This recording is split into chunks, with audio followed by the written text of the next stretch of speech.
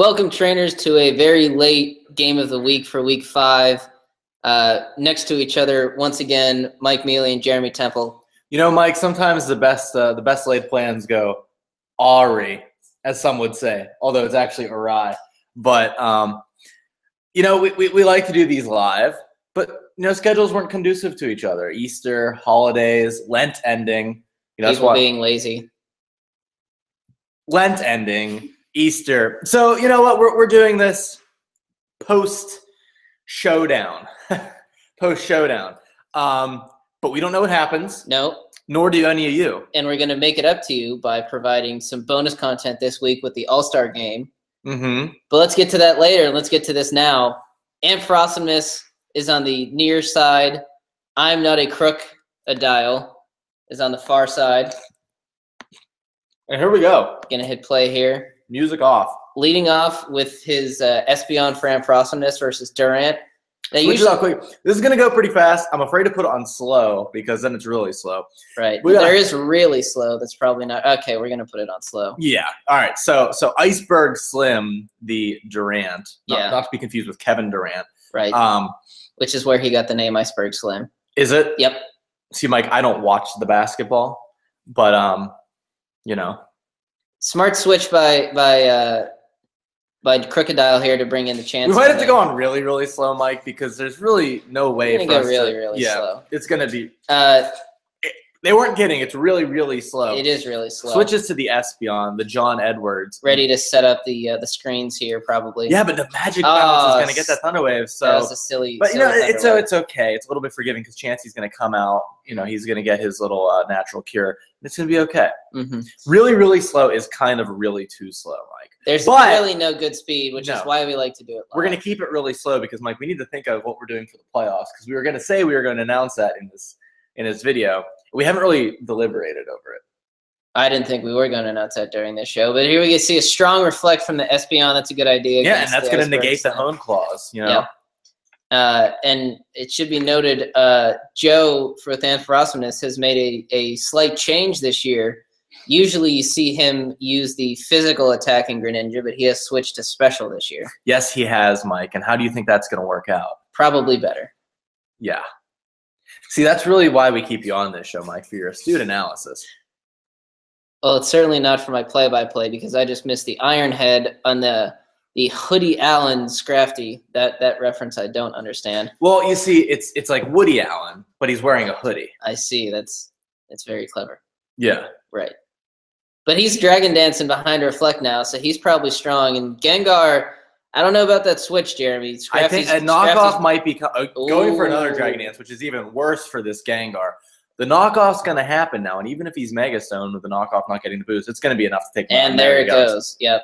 And he has good choice specs on. You saw him get knocked off, bop to the side.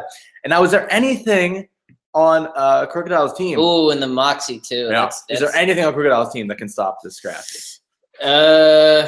Maybe a Beedrill, but probably not. Beedrill, maybe. But he's not going to be as fast, I don't think, with his 2x speed. Goes to the Aqua Jet. That's smart, but that's all it's going to do, and the knockoff's going to hurt a lot. And honestly, Mike, this could be it. Right. Crocodiles, their entire special attacking came from Gengar, which is completely gone now. The Reflect still has a couple more turns, probably. And the strong gets stronger, Mike. That Moxie's a real pain. Yeah. Crocodile may have Intimidate, but at this point, it's going to take him down hardly anything. And he should have probably, if he did, he probably should have switched it in a lot sooner. Right.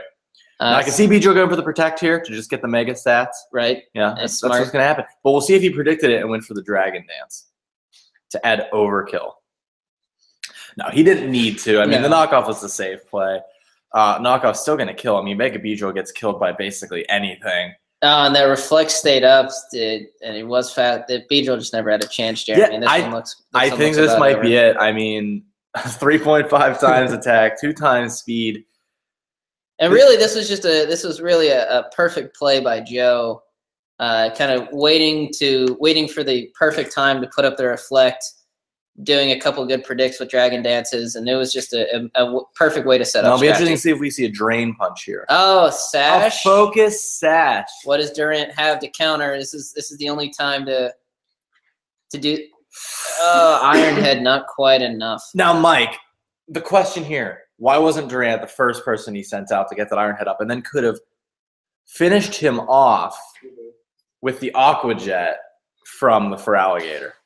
No, that's a very good question, Jeremy. That I can't maybe answer. he forgot he had the focus sash, or getting swept up. He knows he's on the game of the week. He's under the big bright lights, right? But even when you're not live, people are going to be watching you. And now Brad Cupp has stepped into the announce booth from season 1 of the PBF, and I think season 4 maybe, and maybe somewhere in the way. Season 1, 2, and 4, I believe. And now we are watching. I believe Mick Vogt. I do know Mick Vogt. And he's about to lose. And Joe Giorgino. Ooh, yes. Brad knows. So Brad, say hello. Hello. How's it going, guys? They will be watching this, Brad. They can't see you, but they can hear you. And it looks like Ampharosomeness is going to pull the 5-0 victory here unless Chansey has been at the gym.